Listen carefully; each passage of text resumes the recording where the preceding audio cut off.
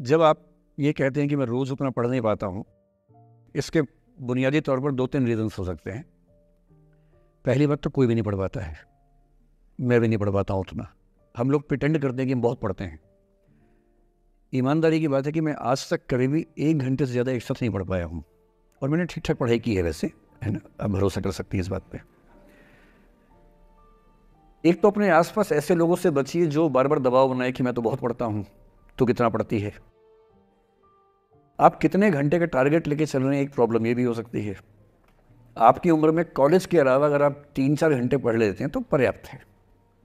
College के 3 साल सिर्फ पढ़ाई के लिए नहीं है, पढ़ाई से ज़्यादा सीखने के साल हैं, मंच पे आने के साल हैं। दोस्तों के साथ फिल्म देखिए, दोस्तों के साथ आउटिंग पे जाइए, रेस्टोरेंट में बैठ के खूब बकवास कीजिए उनके साथ। उसमें जो सीखेंगे वो केवल पढ़ाई से नहीं सीखेंगे।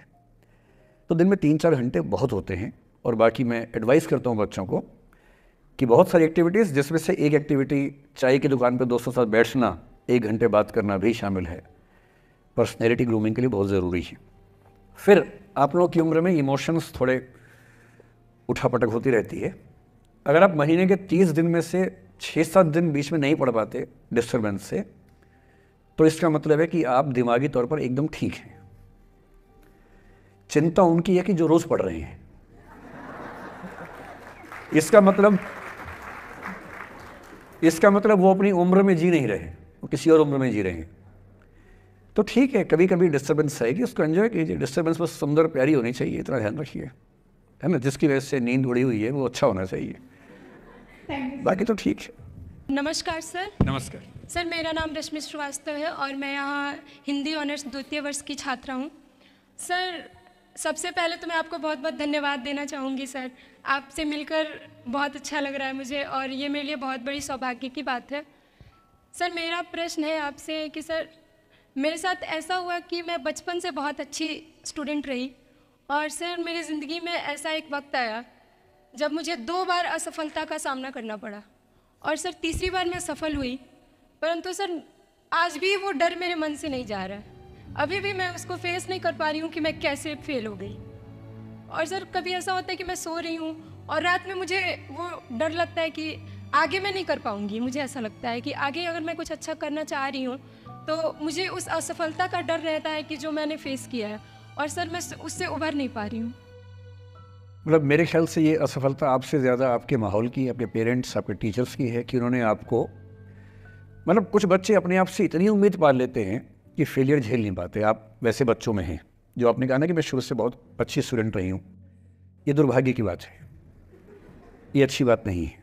मैं नहीं चाहता कि बच्चे अच्छे स्टूडेंट बने। अच्छे स्टूडेंट का मतलब जो बहुत पढ़ाकू किस्म के होते हैं, सीधे स्कूल से घर, घर से स्कूल, घर में घुसते ही होमवर्क करना शुरू किया, वैसे बच्चे ज़िंदगी में बड़े परेशान रहते हैं। बच्चों को होना चाहिए छटा हुआ टाइप का, शरारती, बदमाश, मतलब काम भी करें स्कूल का, लेकिन बेसिकली आपको स्मार्ट होना है, कॉन्फिडेंट होना है। पढ़ाकू होने से ज़िंदगी बहुत अच्छी नहीं चलती है। ज़िंदगी के लिए ना व्यक्तित्व चाहिए। हुआ क्या आपके साथ, आपको बता दिया गया कि अच्छा बच्चा वो है जो पढ़ता है, होमवर्क करता है, आपने वो सब किया। तारीफ़ें आपकी इतनी हुई होंगी कि बेटा तुम तो कुछ भी कर दोगी, आपको भरोसा हो गया कि मैं कुछ भी कर दूँगी। लेकिन ऐसी ऐसी तारीफ़ें हर गांव, हर मोहल्ले में कई बच्चों की हो रही थी। जब उन सब में कंपटीशन हुआ तो कुछ सफल हुए, बहुत सफल नहीं हो पाए। तो जो सफल नहीं हो पाए उनको बहुत बेचैनी हुई। आपका सौभाग्य है कि अब तीसरी बार में सफल हो गई। कई ऐसे लोग हैं जो कभी सफल नहीं हुए ज़िंदगी में, उनको भी तो जीना है। तो मैं एक ही बात कहूँगा, अपने आप से उम्मीदें कम कर लीजिए। और ये आसान नहीं होता है। इसका तरीका ये है कि 1-2 ऐसे अच्छे दोस्त जो अच्छे भी हैं, दोस्त भी हैं, और बहुत उम्मीदें ना रखते हैं, ना आपको रखने देंगे अपने आप से। डायरी लिखने से लेकर कुछ अच्छे उपन्यास पढ़ना, अच्छी फिल्में देखना, जो आपको सहज होना सिखाएं, न कि महान होना सिखाएं। महानता से बड़ा कोई रोग नहीं है, इस चक्कर में नहीं पड़ना है। सामान्य होना है। असली जद्दोजहद सामान्य होने की है, महान होने की नहीं। सहज होना है। तो अपने आप से क्या कहना, रोज़ कहना है, कोशिश पूरी करूँगी, सफलता मिल गई तो बढ़िया, नहीं तो क्यों डरे, ज़िंदगी में क्या होगा, कुछ ना होगा तो तजुर्बा होगा, और भाड़ में जाए सीधी सी बात। नमस्ते सर। सर मेरा क्वेश्चन थोड़ा सा इनसे अलग है। सर जैसा आपने कहा कि लेट गो करना चाहिए, लेकिन क्या करना चाहिए? लेट गो हाँ, करना चाहिए। हमने भी ये चीज़ सुनी है कि जिसके नसीब में जो लिखा होता है एक दिन उसे वो मिलता ही है, तो उसके लिए हमें परिश्रम करना चाहिए। तो सर एक इनके बीच में क्या एक थिन लाइन नहीं है कि हमने सोचा जैसे 71st डे पर मुझे ऐसा लग रहा है कि अब मुझसे और नहीं होगा, अब मैं नहीं करूँगी, माना कि वो गिव अप भी कहा जाता है, लेकिन अगर मेरे नसीब में है कि नहीं यार कल ये तुझसे हो जाएगा, अगर मैं कोई भी टास्क कर रही हूँ कल ये कंप्लीट होगा, लेकिन मैं सोचूँ नहीं मेरे से ये प्रेशर नहीं हो रहा, I should let go this, I should start some other thing, तो क्या ये मुझे लेट गो करना कभी रिग्रेट नहीं कर सकते क्या लाइफ में, यार एक दिन और ट्राई कर लेते तो शायद मिल ही जाता? देखिए, जो नसीब का मामला है मेरे ख्याल से आपकी उम्र में नसीब को नहीं मानना चाहिए। दुनिया में किसी को नहीं पता कि नसीब है या नहीं, और है तो कितना है। सब तुक्का लगा रहे हैं, मैं भी तुक्का लगा रहा हूँ, ठीक। जो हार जाता है ना उसको तसल्ली देना बहुत ज़रूरी है, वरना वो जी नहीं पाएगा। और पराजित व्यक्ति को तसल्ली देने के लिए सबसे अच्छा शब्द है नसीब, भाग्य, नियति, बहुत ज़रूरी है। और इसलिए एक उम्र के बाद गीता का सार पढ़ना बहुत ज़रूरी है। समझना पड़ता है कि सब कुछ हमारे हाथ में नहीं होता है, सच में नहीं होता है, पर इसका मतलब ये भी नहीं है कि सब कुछ किसी और के हाथ में होता है। अगर ऐसा होता तो बिना मेहनत करने वाले आईएएस बन जाते या कुछ भी बन जाते। ये हो सकता है कि आईएएस बनने के एग्जाम में 10 ने मेहनत की, उनमें से 8 का हुआ, 2 का नहीं हुआ, पर यह नहीं हो सकता कि एक आदमी ने मेहनत नहीं की तो उसका आईएएस हो गया। बिना मेहनत के तो नसीब भी नहीं मिलने वाला है।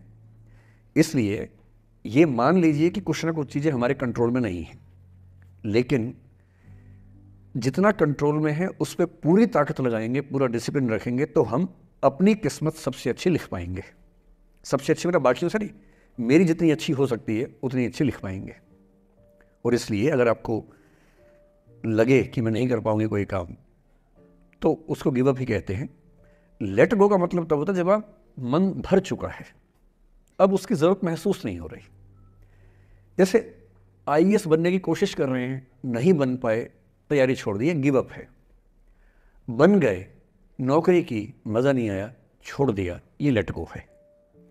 लेट गो करने के लिए पहले हासिल करना पड़ता है, या हासिल होने से पहले उस मनोभूमि पर पहुंचना पड़ता है जहां हासिल होने का सुख आपने महसूस कर लिया और उसमें मज़ा नहीं आया, ठीक ही है, औसत है, तब छोड़ दिया।